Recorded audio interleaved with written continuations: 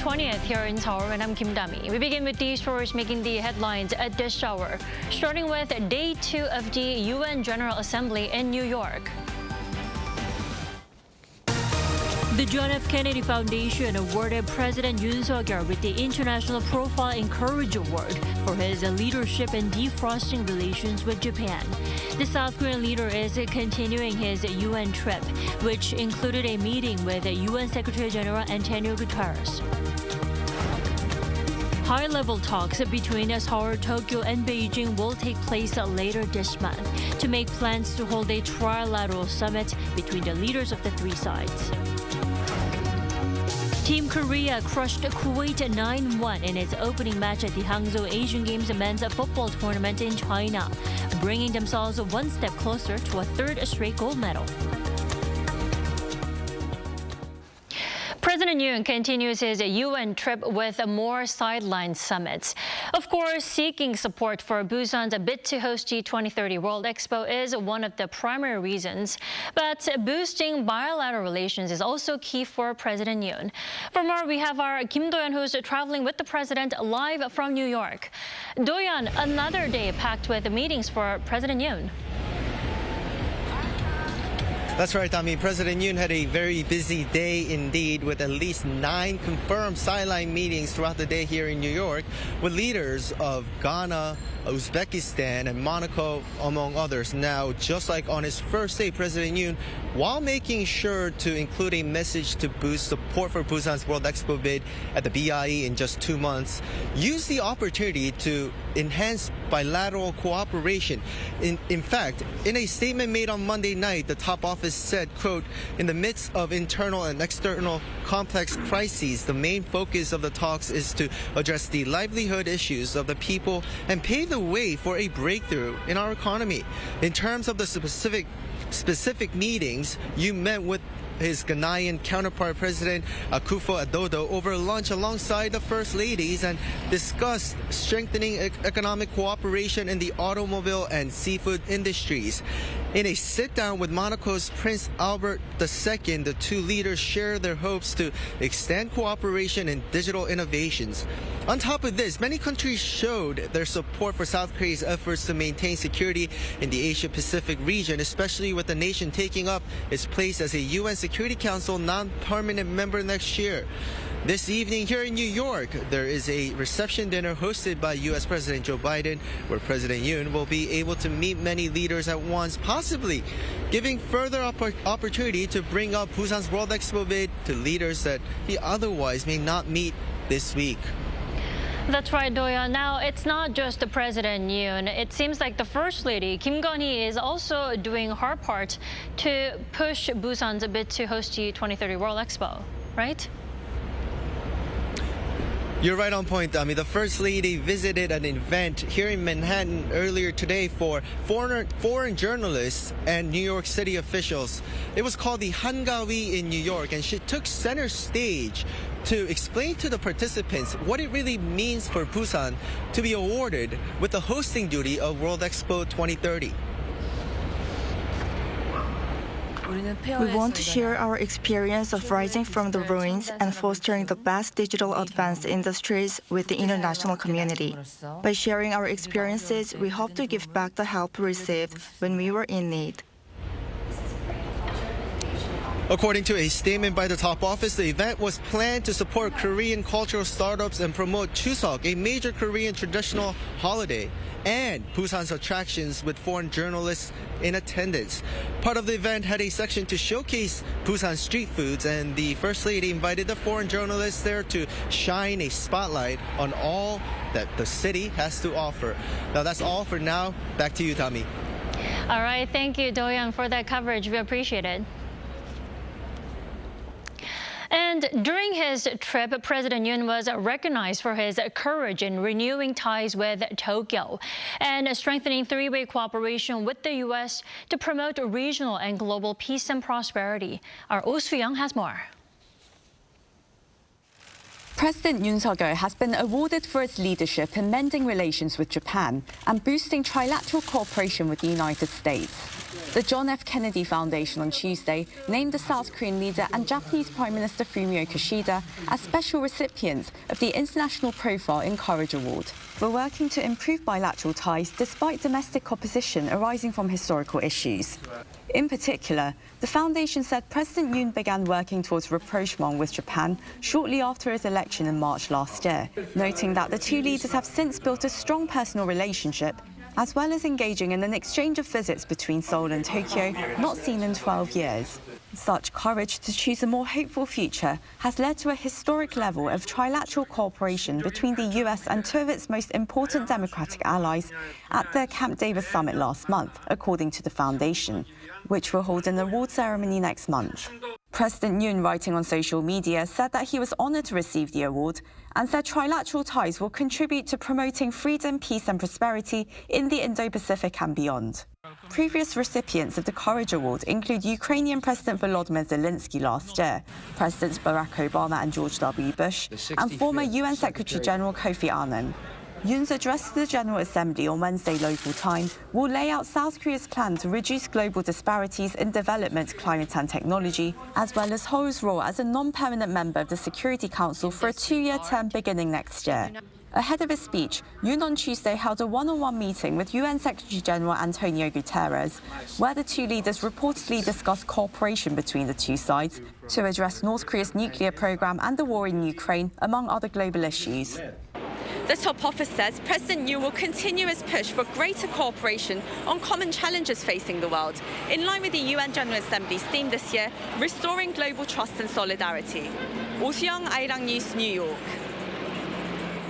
And other prominent world leaders are making their UN speeches, including U.S. President Joe Biden. While calling out North Korea for its relentless violations of UN Security Council resolutions, he still left some room for diplomacy. For more, we're joined by Professor Han Shuttle this morning. It's good to have you with us. Good morning, Dami. Nice to see you as well. You know, the Biden's comment calling out, condemning North Korea for its military provocations, but also showing dedication to diplomacy as a means of achieving denuclearization on the Korean Peninsula. Do you think this is a surprising comment, is it? I think Biden was very measured and predictable at the UN, Dami, as you suggested. He did sound the alarm bells, the appropriate alarm bells, about North Korea's violation of UN Security Council resolutions. At the same time, he was extending an open door to diplomacy, and that's typically the status quo in the state of affairs. I don't think it necessarily means that diplomacy will soon be happening as a result. We can certainly hope for that. But at the same time, I think the U.S. does have to raise concerns. And of course, South Korea will be raising concerns when President Yoon speaks as well about the ongoing exchanges now and potential collaboration between North Korea and Russia. Biden's China comments were also very interesting, I thought, Dami. I thought the president was rather conciliatory considering the state of affairs with China. And I noticed he echoed his comments at the G7 summit in May about the world economy and its key players de-risking rather than decoupling from China. And he also emphasized a willingness to work with China to try to address global problems better. So it seemed to me akin to a suggestion that China might come back. He's trying to convince China to come back to, say, the G20 forum the next time it meets, having, of course, China skipped the G20 summit in India earlier this year. And again, I would say he was less conciliatory on the war in Ukraine. He certainly was placing the blame for that on Russia and reiterating U.S. support. I think we'll see many democracies. Right. So speaking of Ukraine, you know, I have to mention Ukraine's leader making his speech there for the first time since Russia's aggression against the war-torn country began last February. Now, does his message, Zelensky's message, align with Biden's? Yes, definitely. And I think President Zelensky's speech was maybe the showstopper so far at the United Nations. One of the headlines in the Associated Press coverage of President Zelensky's speech really said it all, that Russia has turned food, energy, and even children into weapons against Ukraine. And Zelensky's point there is that civilians, that everyday people in Ukraine, people just going about their lives, are the ones who have been bearing the heaviest brunt of this war. And I thought it was also very important that President Zelensky reminded the world that tens of thousands of children, we don't really know how many children, maybe even hundreds of thousands of children since Russia first occupied parts of East Ukraine in 2014, have been kidnapped and forcibly taken from the Ukrainian-controlled parts of Ukraine into Russian-controlled areas, even Russia itself, perhaps. And this should be a major concern to the United Nations member states. So Zelensky compared it to genocide. And even though these children are not being killed, it seems that Russia is apparently making a concerted effort here to try to exterminate the Ukrainian identity of these children. And this is actually one of the key issues that's in the arrest warrant that's been issued for Vladimir Putin, the Russian leader, by the International Criminal Court. So I thought it was very appropriate that we hear more about it at the UN summit. Definitely. Just day two. Now, President Yoon is yet to deliver his speech at the UN General Assembly. He is widely expected to, call out on Pyongyang and Moscow for their military collaboration. How will that warning make any significance at the annual gathering? Well, I think it might be very similar, Dami, to what we saw in Seoul earlier this week. The Ministry of Foreign Affairs, as I think you know, called in the Russian ambassador to South Korea to express concern over Russia's discussions with North Korea on arms trading and also military cooperation. Obviously, the concern here, and I think many countries at the UN summit will be worried about it, is the possibility that North Korea provides Russia with arms, while at the same time, Russia perhaps provides some know-how that it helps North Korea go even further in its nuclear weapons and missile programs, even satellite technology using ballistic missile technology as well. And all that's prohibited by a series of UN Security Council resolutions. So many members of the UN will frown upon that kind of behavior, especially considering that Russia is a permanent member of the UN Security Council. But again, Russia's behavior in Ukraine also raises concern along these areas. So maybe that permanent membership status is actually something worth discussing as well, but that will be hard to change, I think. That's a very good point, Professor Hans. Now, Yoon's itinerary in New York also includes attendance at a digital forum at NYU, and there he'll unveil plans to announce the so-called Digital Bill of Rights, which will, draw details of a new digital order. Why do you think he's delivering a speech on such topic? This is an ongoing interest of President Yoon's, and I think it's also a growing interest for many world leaders because, of course, we all know that digital technology has outpaced our capacity collectively as societies to deal with it. So there are all kinds of problems these days regarding intellectual property rights and also incivility online, surveillance issues that go with digital technology, monopoly power on the part of corporations. So there is a need, in a sense, I think, for governments and citizens to try to figure out how to better manage our new digital universe to promote better quality of life for everyone. So any conversation in this regard is an important thing, especially in a country like South Korea, I think, where the digital universe is so ubiquitous. So many leaders in government, academia, and beyond are concerned about this, and President Yoon is certainly drawing the conversation. All right, thank you, Professor Hans, so much for your insight this morning. You have a good day. You too, Dami. Thank you.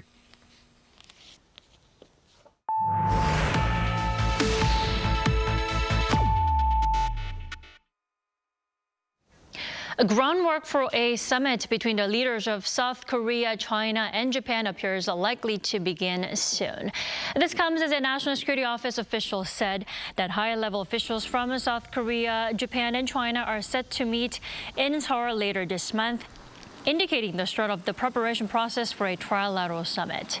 Seoul's foreign ministry also said Tuesday that Deputy Foreign Minister Jeong Woo-yeong will meet with his Chinese and Japanese counterparts on the 26th. The three sides will discuss a variety of topics related to a three-way cooperation, as well as a future direction. The foreign ministry also hinted at the possibility of the summit taking place by the end of the year, adding that a foreign ministerial meeting would come first. And the last three-way summit was held back in 2019. U.S. energy firm Westinghouse Electric Company says it will appeal Monday's court decision to dismiss its lawsuit filed against two South Korean state-run companies for exporting nuclear power plants that used Westinghouse technology and designs. Lee Seung-ja with the latest. On Monday, the District Court for the District of Columbia rejected the complaint by U.S. energy firm Westinghouse Electric Company, which said that Korea Hydro and Nuclear Power and the Korea Electric Power Corporation used technology and designs it owns to export nuclear power plants to other countries. However, the District Court rejected the lawsuit, claiming that Westinghouse lacks a private cause of action and was therefore not qualified to take such a legal move. In response, Westinghouse announced Tuesday that it will appeal the district court's decision. In a statement to Seoul-based Yonhap News Agency, David Durham, the president of Energy Systems at Westinghouse, said the decision handed down by the U.S. District Court merely holds that export control enforcement resides with the U.S. government, adding that the company plans to appeal the decision. Westinghouse also claims that the use of Westinghouse intellectual property outside of South Korea is the principal dispute between the parties, adding that the latest court decision has no bearing on the ongoing arbitration proceedings against the two South Korean companies involving their non-allowed transfer of Westinghouse's intellectual property outside Korea. The South Korean companies have argued that the Atomic Energy Act does not cover private enforcement and delegates to the Attorney General the exclusive authority to enforce relevant provisions, citing Part 810 of the Act. The latest lawsuit by Westinghouse comes amid disputes over whether South Korea's export of nuclear reactors that its companies have domestically produced with initial technological assistance from the U.S. firm should be subject to U.S. export control regulations. Lee Seung-jae, Arirang News. The OECD has lowered its global economy outlook for next year, pointing to countries tightening policies to tame inflation and China's economic woes. In the meantime, it upgraded the Korean economy's projected growth for 2024. Our An Sung-jin reports. With a drop in consumer sentiment and a weekend rebound effect from China, the OECD has lowered the global economic growth rate for 2024 from 2.9% in June's report to 2.7%. In the OECD's interim economic outlook report released on Tuesday, the economic outlook for this year has projected some optimism since June's report, as countries such as the US, Japan, and Brazil displayed stronger than expected growth throughout the first half of the year. The world economy is expected to grow by 3% in 2023 before dropping to 2.7% in 2024. This rate has been further revised from June's projection of 2.9%. The OECD forecasted that growth projection is expected to remain low under tighter monetary policies.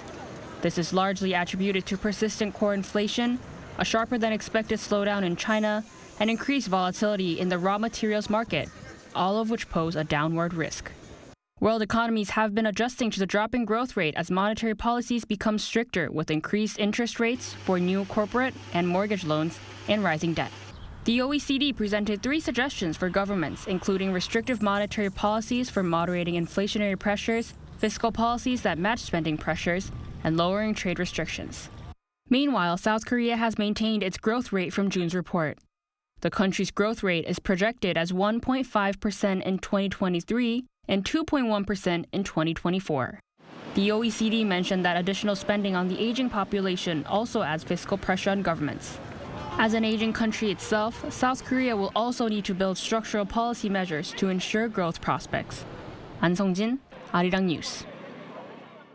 South Korea began their title defense at the Hangzhou Asian Games on Tuesday by defeating Kuwait 1-0 in the team's opening Group E match at Jinhua Stadium. South Korea came out attacking from the start, finding the back of the net in just the 3rd minute before adding 3 more before halftime. The Taeg Warriors began the second half with the same intensity, with Stuttgart attacking midfielder Jeong Woo-yeong scoring his 3rd soon after the restart. Kimcheon Sangmu forward Jo Young-wook also scored a brace in the victory. Led by head coach Hwang Sun-hong, South Korea will face Thailand next on Thursday as they look to win an unprecedented 3rd straight gold medal.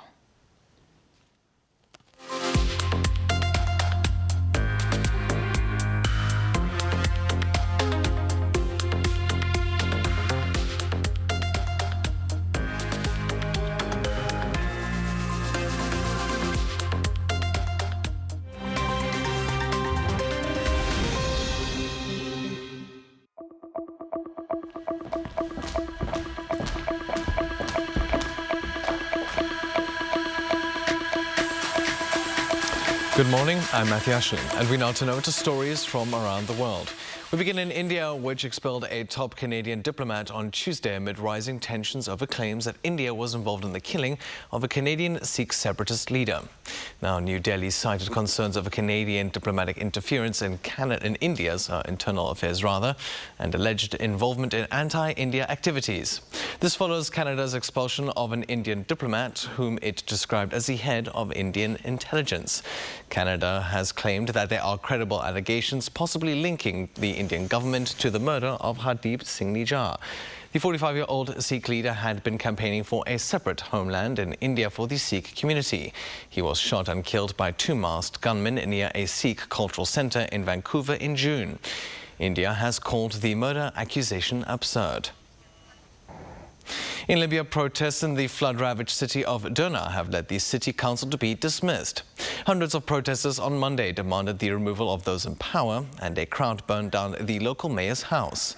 The protesters also demanded an independent investigation into the disaster and for Derna to be rebuilt under international supervision. The city was devastated by flooding last week after two dams burst near the city. Around 4,000 people were killed and nearly 10,000 are missing. The floods have also caused outbreaks of waterborne diseases and even displaced landmines. Meanwhile, phone and internet connections have been cut and journalists have been ordered to leave the city amid a media crackdown. In Japan, passengers aboard the Nozomi Shinkansen bullet train between Tokyo and Nagoya retreated to a brawl featuring pro wrestlers. Touted by event organizers as a world first inside of a bullet train, the wrestling match on Monday took place in a rented carriage. All 75 tickets sold out within 30 minutes. Multiple fighters appeared in the wrestling aisle, but it was ultimately 55-year-old Minoru Suzuki who won after a 30-minute match.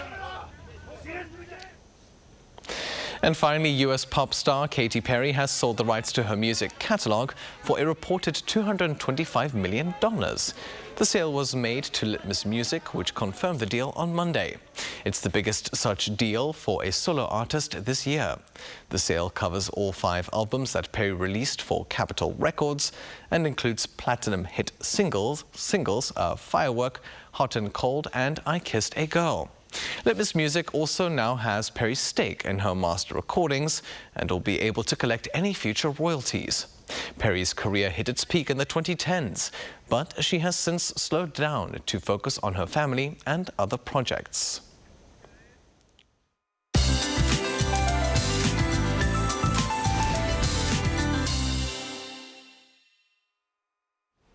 Good morning. It's a rainy Wednesday. Central parts of the country are seeing light rain this morning, and this rain will gradually spread nationwide during the morning hours. That rain will pick up in the afternoon. Coastal regions could see 30 to 50 millimeters an hour of rain pouring down, and Busan could see more than 150 millimeters. The rest of the southern regions could see up to 120 millimeters of downpours.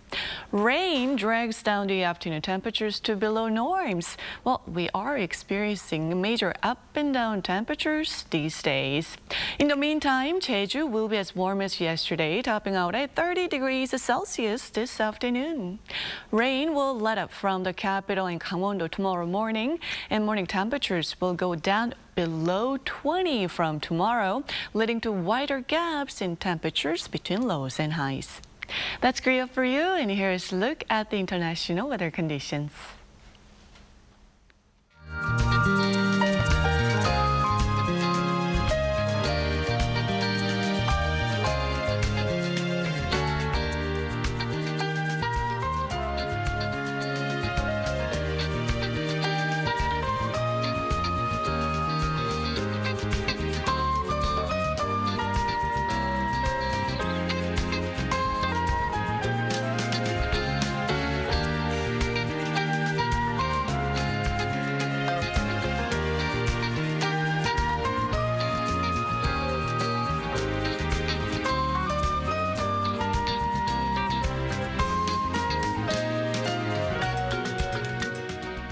We thank you for watching New Day at Arirang. We'll be back tomorrow for Thursday's edition at the same time, 9 a.m. Korea time.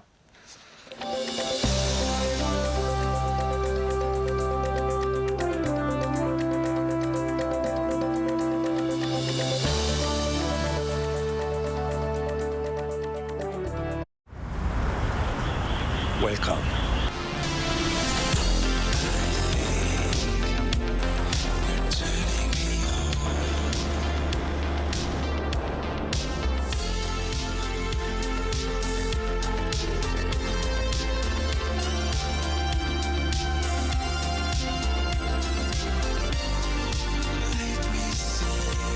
(24시간) 불이 꺼지지 않는 나라 감당할 수 있겠니?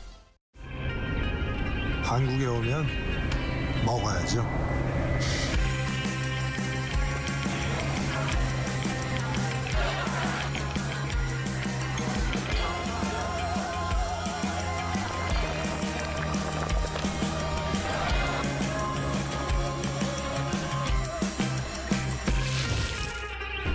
먹어도 끝이 없는 나라 감당할 수 있겠니?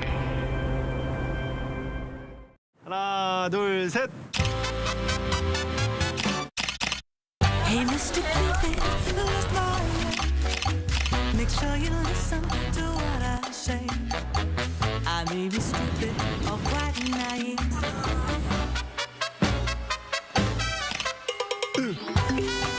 끝없이 쏟아지는 포토스팟. 휴대폰 한 대로 감당할 수 있겠니? Arrow straight through my heart.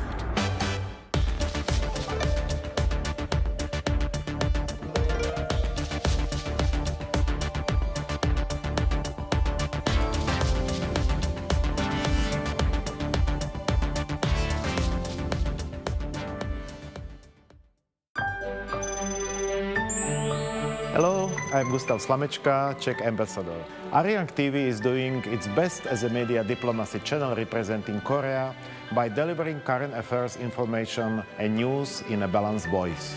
Everyone I meet can get news about Korea through Arirang, and we are thankful. I hope Arirang TV will continue to take the lead in delivering Korea's news to the world, and I hope it will be a channel for the world and Korea to synthesize. Resonating with the world, Arirang.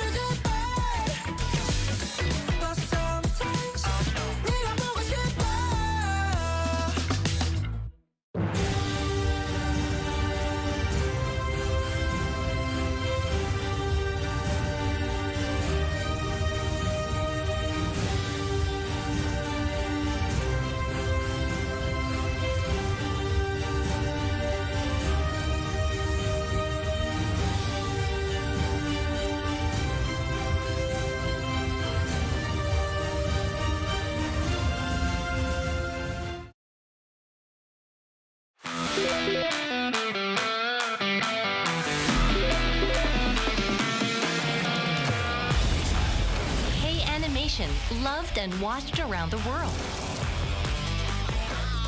We want to make more animations to reach more children.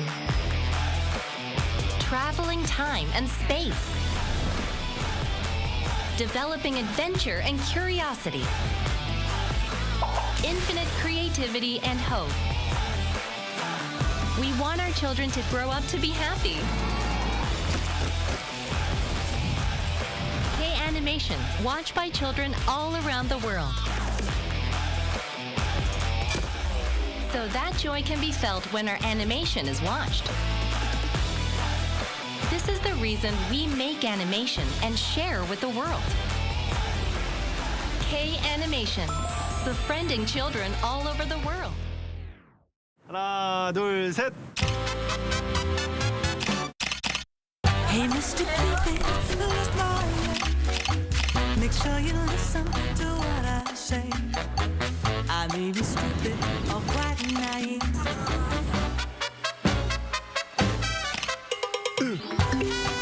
끝없이 쏟아지는 포토스팟. 휴대폰 한 대로 감당할 수 있겠니? Arrow straight through my heart.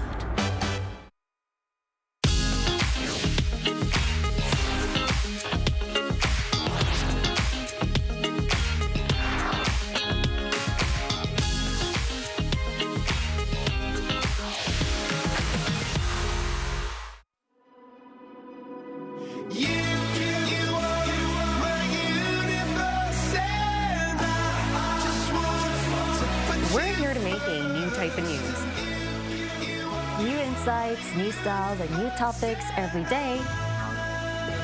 We are News Generation. Making news just for you. It's September 20th here in Seoul. I'm Yoon, and this is News Generation, where we make the news at Arirang's very own open studio. Every morning, we'll discuss the top issues and latest current affairs affecting people in their 20s and 30s. Joining me in the studio is Ji-hee. Good morning, Yoon. Good morning, and Kim Si-young. Good morning, Grace. Good morning. Now, both are here to speak on behalf of people in their 20s and 30s. As usual, let's start with our news feed, which covers different hashtags and news items that have been trending on social media over the past 24 hours. North Korean leader Kim Jong-un has wrapped up his 6-day trip to Russia, and media outlets are paying attention to how the delegation that tagged along carried expensive designer handbags, despite the regime's crackdown on what it calls bourgeois culture. NK News pointed to how North Korea's foreign minister, Choi Sun-hee, was carrying a rare Gucci handbag that's thought to be worth around $10,000. Also, Kim Yo-jong, the leader's sister, appeared with a black Dior handbag that retails for $7,000. Meanwhile, according to last year's UN report, over 10 million North Koreans are suffering from hunger and malnourishment. Moving on, Tesla's co-founder Elon Musk recently had a meeting with Turkey's President Recep Tayyip Erdogan discussing the possibility of building Tesla's 7th factory there. During the meeting, Musk was seen holding his young son X on his lap. The Insider reported how the billionaire had an awkward moment with the Turkish president when he was asked where Musk's wife was. To that, Musk said he was separated and therefore took care of his own children. Musk has been outspoken on his view that people should have more children to prevent the world's population from collapsing. He currently has 10 known children with 3 different women. And protecting teachers and strengthening their rights in the classroom has been a top priority in South Korea following the deaths of young teachers. That's why the Seoul Office of Education on Tuesday proposed that all elementary schools will record calls from parents. Under the latest plan, a pilot chatbot service will be launched in December. This chatbot will deal with parents' complaints 24/7. If all goes well, the service will be adopted to all elementary, middle, and high schools in the capital in March.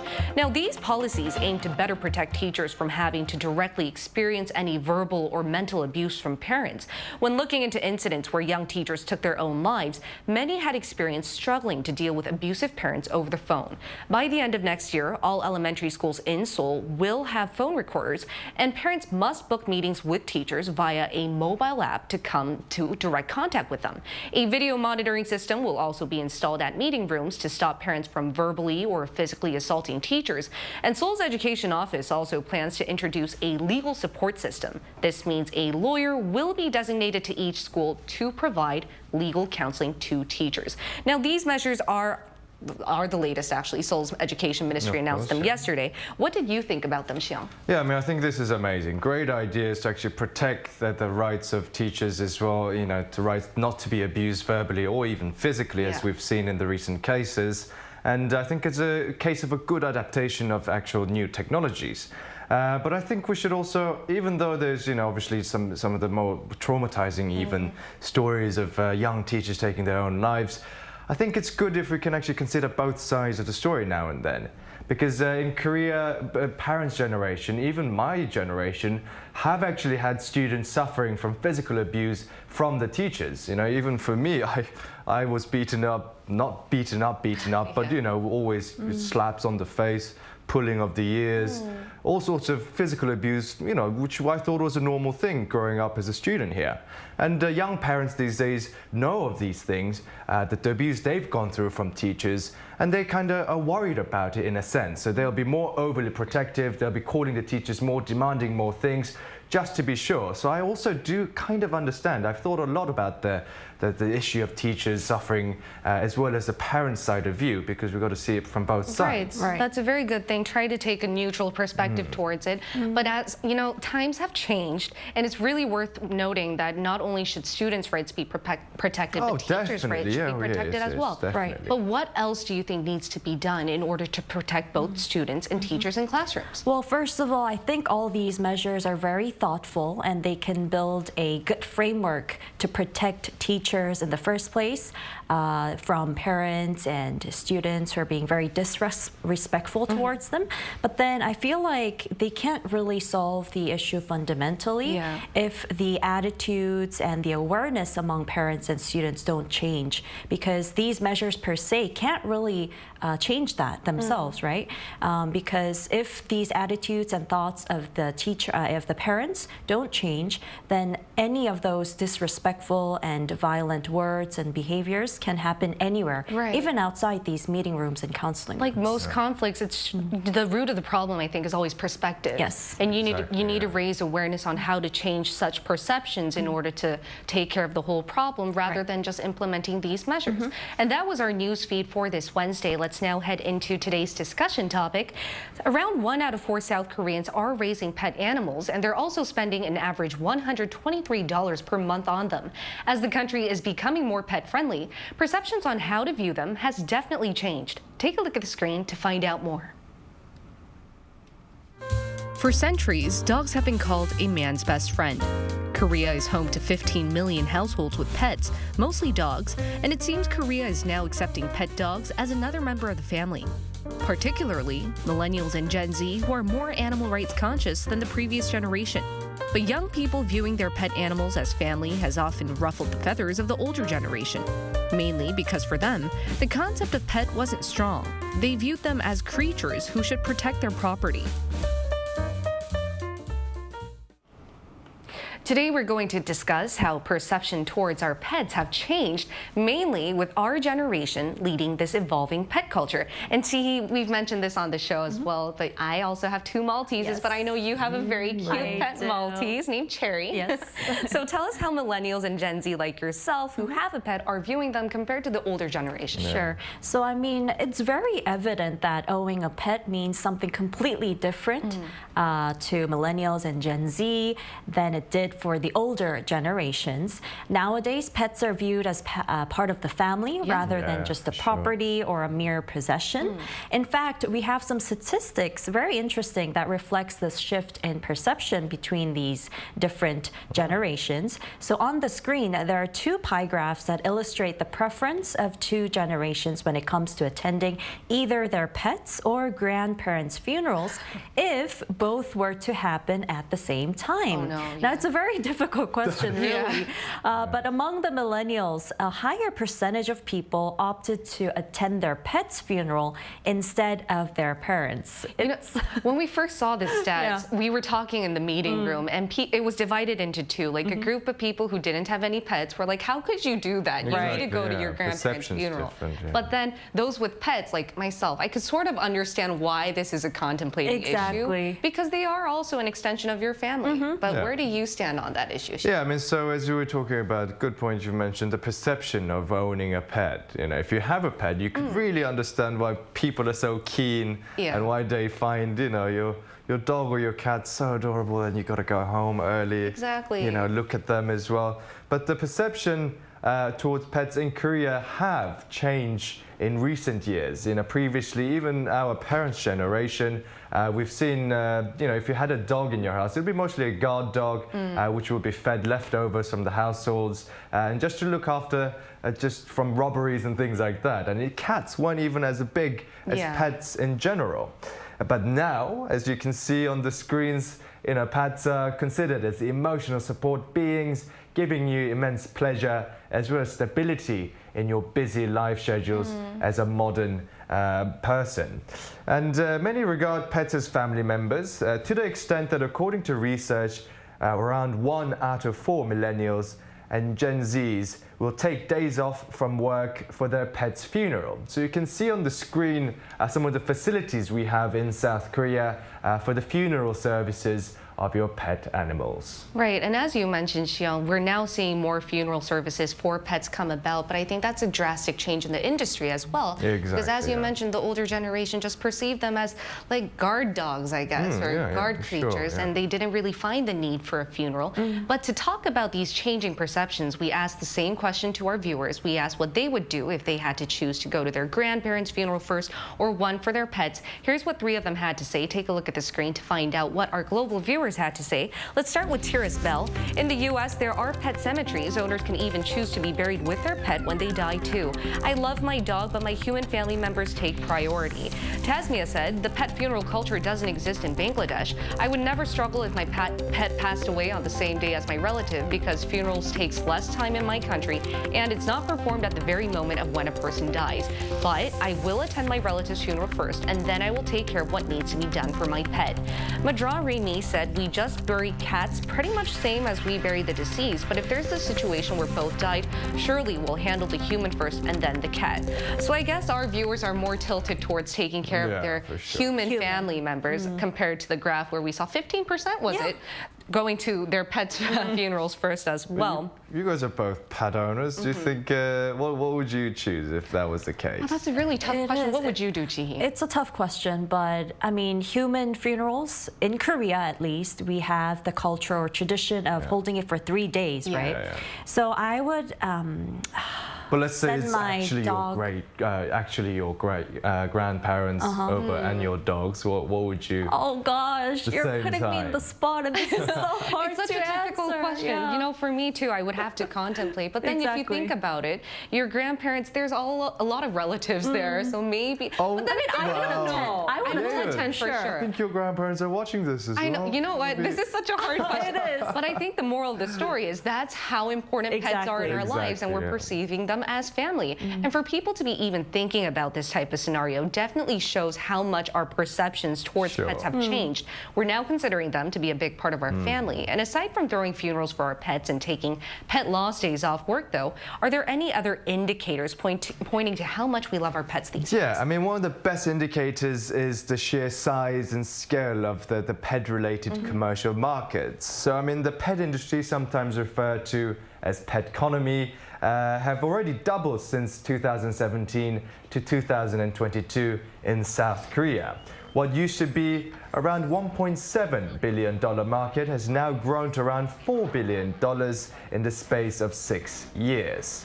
COVID-19 also took a big role in the pet industry as many adopted new pets due to COVID blues, which led to a whole wave of new products from human-grade pet foods, as you just saw, you know, pet ice creams, pet yogurts, pet champagnes even, to insurances and travel packages for your pet animals. So all indicating the increase in Koreans' love for your pets. Right, we're seeing the pet economy grow. Any other indicators, though? Well, recently, a new public pool was opened, temporarily that is, and for free, yes, in Tuksum Hangang Park. Wow. This is really a groundbreaking move that extends public spaces to not just children, but also dogs. So this really is a reflection that we all think of dogs as an extension of the human family. Now, as you see, dog owners bring their dogs to this space to let them enjoy the pool, swim, and socialize with other dogs. They're so cute. That is adorable. Additionally, Seoul City has also unveiled its Design 2.0 initiative, which aims to create a city that is friendly to both pets and their owners. So this really signifies that our culture with our pets has really greatly changed these days. A pool once designated for kids are now including dogs and like pets, which shows that our pets could be our children. And I think another indicator is that instead of using words like we buy a pet from a shop, we're now saying we adopt one, right? Could you guys tell us about this concept and how it's changed? Sure. So around 20 years ago, pet shops were the go-to place for people who were looking to, own a furry friend. However, due to the association of pet shops with puppy mills, the unethical breeding practices really gained negative reputation among people, and consequently adoption from shelters has become a better alternative to own a dog. And the adoption trend has grown from a mere 5%, that was back in 2020, to 11% in 2022. Although the number is still very small, this change signifies a huge shift from the past towards the perception of how we actually get to own a pet. Hopefully we'll see the numbers boost up, because we know the unethical sides of pet shops, and we'll be talking about that in one of our later episodes. But Jeong, would you like to add it? Yeah, I mean, as Ji mentioned and suggested with the poll, the actual statistics, the adoption rate in South Korea is still extremely low. Most people actually prefer to buy purebred, well-behaved, potty-trained, shop window dogs and cats, which are obviously, a lot more well-presented and seemingly more cute, more beautiful than shelter animals. So, I mean, I personally know many who's adopted from shelters here, and they are just the most wonderful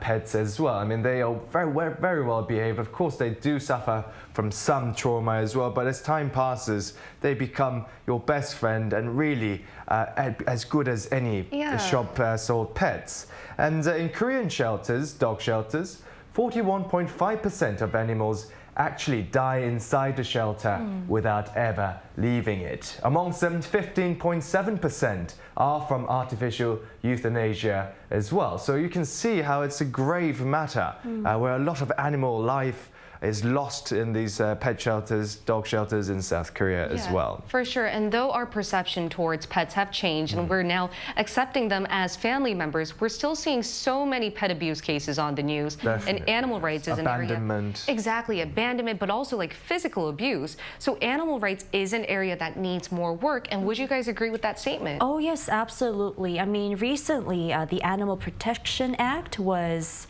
amended for the first time in 31 years this year, and the penalties for unauthorized pet businesses, for example, have been significantly increased in the country, and pet owners are now obligated to really comply with stronger pet-related rules and measures and mandatory animal registration as well. However, like these penalties for animal abuse is still very weak. So we really need to work on that. And what's positive is that our generation and many activist groups, they are working towards raising the awareness of the importance of protecting animal rights these days. Right, and to find out what young people abroad think about their pets and their respective countries' pet culture, we're going to include a fellow millennial from Australia in our talks. We'll talk to her right after this.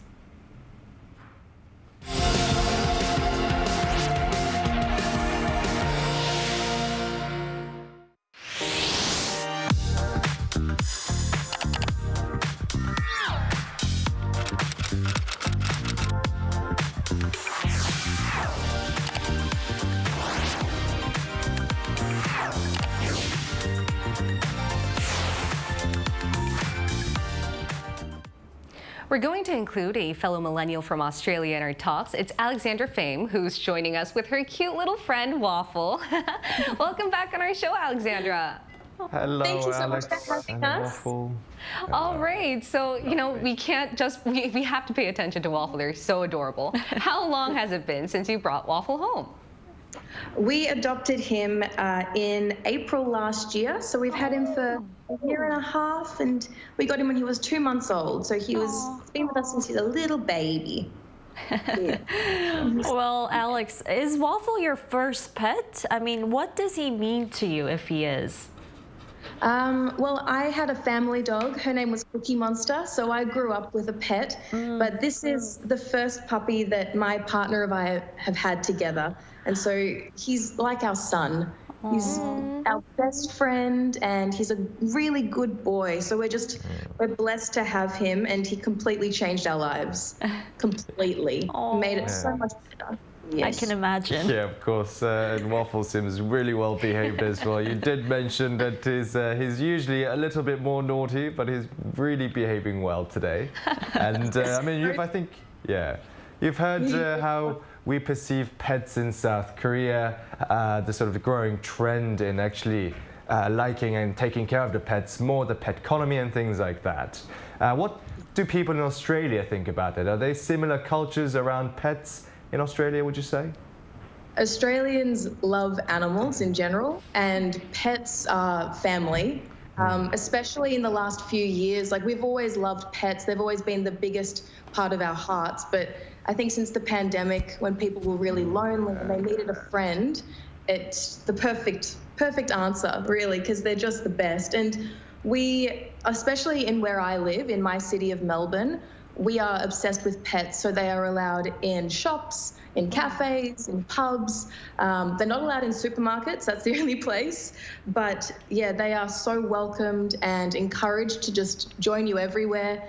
We have great pet insurance, and Victoria and Western Australia also banned puppy mills and puppy farms. Fantastic. So we've made big efforts to make sure that when you adopt a dog, it's ethically and there's no mistreatment of animals. So we like we have a long way to go, but we certainly love our pets in Australia. Right. Alex, you mentioned a lot of different policies that Australia is doing to ensure a better and safer environment for pets, but is there one thing that you would like to see improve in the future? Well, I think that the biggest thing is because only 2 states in Australia have banned puppy farms, I think the whole country needs to step up and do the same thing because it's one of the most traumatic things to see, and it will absolutely change the happiness and the welfare of all of these little pets, because that's the last thing you want is to think of them, you know, in pain. And considering how much we love them as well, it just feels like a natural step. So that's the biggest thing I think Australia needs to do. But of course, there are so many other things that we need to introduce. I think that having pet insurance, you know, as a standard is important. And we do have fantastic vets and amazing services for dogs. So I think getting the big stuff out of the way and all of the natural stuff will come next. All right, Alex, we'll hopefully see that for a better world for dogs like Waffle out there. Oh, yes. Thank you, Alex. Yeah, they deserve the best. All right, thank you so much. It was a pleasure speaking to you today. Thank you so much for having us. You say bye-bye. Bye. Now, expanding on the last question I just asked Alex, would you like to tell me, Jeong, on what would you like to see to ensure a safer and pet environment and culture here in Korea? Yeah, I mean, for sure. I think the notion of animal rights also has been widespread in Korea already. People treat dogs and cats and other pets as their family members already, although we've seen some severe cases of abuse, abandonment as well. But if I make a few suggestions to actually systematically improve the situation, I think first, more financial and public support for animal shelters and rescue organizations is necessary. Yeah. Obviously, there are ones that are run by the government as well as public funded ones, as well as private shelters that I've volunteered at as well. And a lot of the times, you know, pets suffer from artificial euthanasia, and actually the culture of adopting pets rather than buying them from shops, I think, is the critical thing we should make change in South Korean pet culture, as heard from Alex as well. Yeah. Right, and as a pet owner, what would you like to say? Respect for each other, the pet owners and non-pet owners. Respect each other, keep the etiquettes, and to make a harmonious society where we can live with our pets happily. Exactly. So we've got to be able to understand both of the perceptions. It's very different, as we say, as we said before. You know, if you don't have a pet, you might be thinking, why is this lady having a pet in a trolley and things like or that? wearing clothes and stuff like things that. to dispute about, but I think we mentioned this in the very beginning of our news feed, but it always comes down to perception with these issues. So maybe raising more awareness is the right way to go. In the meantime, we'll be here every day from 9:30 to 10 a.m. Korea time, bringing you more topics young people are talking about. Special thanks to Chiji. Thank you. And Kim Xiang. My pleasure. All right, and thank you everyone for watching. We'll see you tomorrow. We are News Generation.